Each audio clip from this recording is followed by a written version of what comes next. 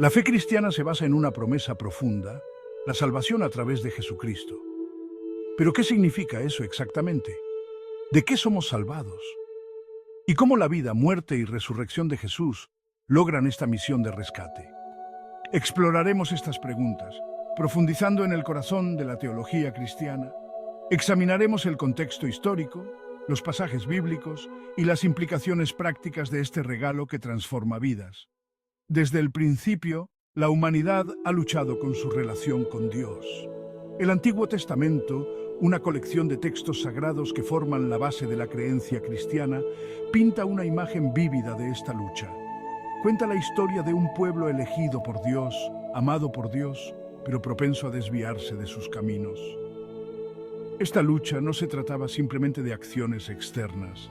Se trataba del estado del corazón humano, un corazón inclinado hacia el egoísmo y la desobediencia. Esta inclinación, esta ruptura inherente dentro de nosotros, es lo que la Biblia llama pecado. El pecado no es solo una lista de reglas quebrantadas, representa una separación fundamental de nuestro Creador.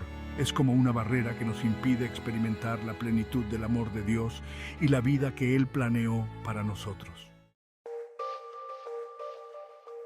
Las consecuencias del pecado están a nuestro alrededor. Lo vemos en la fragilidad del mundo, en nuestras propias luchas y en el dolor que infligimos a los demás. La Biblia enseña que la paga del pecado es la muerte, no solo la muerte física, sino también la muerte espiritual, una separación de Dios.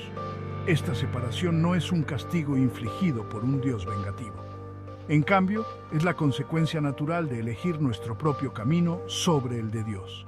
Imagina una bombilla desconectada de su fuente de energía, ya no puede cumplir su propósito de dar luz.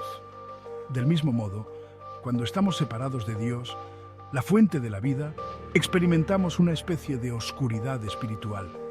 Esta es la situación en la que se encontraba la humanidad, con una necesidad desesperada de un Salvador.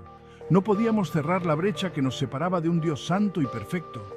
Necesitábamos que alguien interviniera, que nos reconciliara con aquel para quien fuimos creados para conocer y amar. Y aquí es donde Jesús entra en la historia. Los cristianos creen que Jesús no es simplemente un gran maestro o profeta, sino el Hijo de Dios, completamente Dios y completamente humano. Él es el puente entre Dios y la humanidad, el que vino a reparar la conexión rota causada por el pecado. Pero ¿cómo logró Jesús esto? La respuesta está en la cruz. Jesús, aunque completamente inocente, tomó voluntariamente sobre sí mismo el castigo que nosotros merecíamos. Se convirtió en un sustituto, ofreciendo su propia vida como sacrificio por nuestros pecados. Este acto de amor abnegado está en el corazón de la fe cristiana. En la cruz, Jesús absorbió todo el peso del pecado de la humanidad y sus consecuencias. Tomó nuestro lugar para que pudiéramos ser perdonados y reconciliados con Dios. Sección 4. Libres de las garras del pecado. Entonces, ¿de qué somos salvados exactamente a través del sacrificio de Cristo? En primer lugar, somos salvados de la pena del pecado. Ya no estamos condenados a la muerte espiritual porque Jesús pagó el precio por nuestras transgresiones.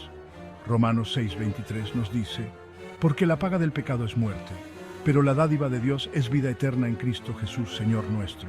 Imagina a un prisionero condenado a cadena perpetua. Ahora imagina a alguien interviniendo, tomando su lugar y soportando el castigo en su lugar. Esto es lo que Jesús hizo por nosotros. Tomó el castigo que merecíamos, liberándonos de las cadenas del pecado. Esta libertad, sin embargo, no es solo una transacción legal. Es una invitación a una vida transformada. A través de Jesús, no solo somos declarados justos ante los ojos de Dios, sino que también somos capacitados para vivir de manera diferente. Sección 5. Ya no estamos muertos en nuestros pecados. En segundo lugar, somos salvados del poder del pecado. Antes de aceptar a Cristo, éramos esclavos del pecado, nuestros deseos y acciones dictados por nuestra naturaleza caída. Pero a través de Cristo, recibimos una nueva naturaleza, una que está siendo transformada para reflejar el carácter de Dios. Esta transformación no se trata de volverse perfecto de la noche a la mañana. Se trata de un proceso gradual de llegar a ser más como Cristo. Todavía enfrentamos tentaciones y cometemos errores, pero ahora tenemos al Espíritu Santo para guiarnos, fortalecernos y ayudarnos a resistir la atracción del pecado. Gálatas 5:16 nos recuerda: digo pues, andad en el Espíritu, y no satisfagáis los deseos de la carne. Esto significa elegir activamente vivir de acuerdo con la voluntad de Dios, confiando en su fuerza para vencer el poder del pecado en nuestras vidas. Sección 6. Protegidos de la ira de Dios. En tercer lugar, somos salvados de la ira de Dios. Esto no significa que Dios sea una deidad enojada esperando para castigarnos. Más bien, se refiere al justo juicio contra el pecado. Debido a la justicia perfecta de Dios, el pecado no puede ser ignorado o pasado por alto. Exige consecuencias. Sin embargo, debido al sacrificio de Jesús, aquellos que ponen su fe en Él no experimentarán esta ira. Romanos 5:9 nos asegura: pues mucho más, estando ya justificados en su sangre, por Él seremos salvos de la ira. Estamos protegidos del juicio de Dios, no porque lo merezcamos, sino porque Jesús tomó ese juicio sobre sí mismo. Este concepto a veces es difícil de comprender. Pero imagina una peligrosa tormenta que se acerca. Aquellos que buscan refugio en un refugio seguro están protegidos de la furia de la tormenta. De la misma manera, Jesús es nuestro refugio, protegiéndonos de las consecuencias del pecado. Sección 7. Capacitados para vivir correctamente. Finalmente somos salvados de la presencia del pecado.